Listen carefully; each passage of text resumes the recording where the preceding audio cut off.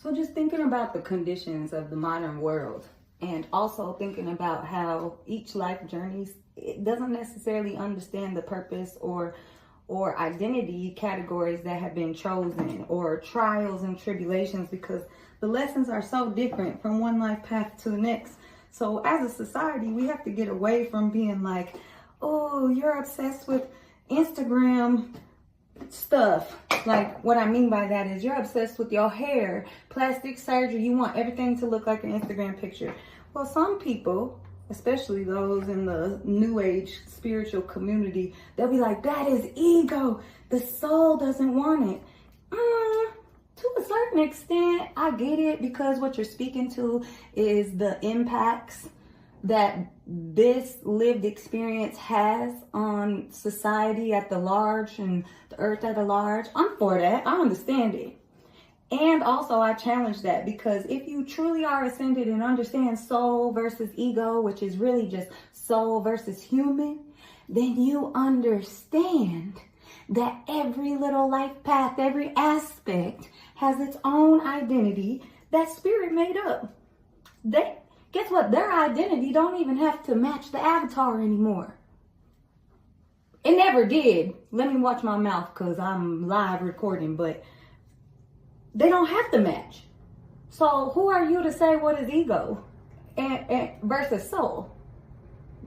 Do you know from first-hand perspective that other people's lived experience? Hell no, you don't. I don't care how ascended you are.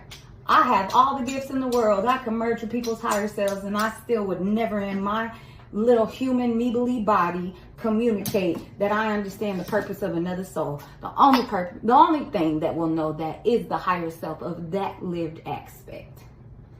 Period. So with that being said, I just keep thinking about, we have to move away from all the judgment and step into empowerment of authenticity. If people is putting in the work and they're sure of who they are and what they are, we have to learn to respect that. And we have to learn and figure out how to respectfully challenge people's beliefs and understandings. It all needs to be respectful. People deserve dignity and worth. It doesn't matter if they appear or present in a different package than what you think they should or what society thinks they should. Every single identity category and every individual who decides to attach to an identity category, whether they were born with it or not, they all matter, and nobody else can understand the intersectionality of that human being. Period. So how do we respectfully challenge each other's beliefs to ensure that everybody is showing up authentically?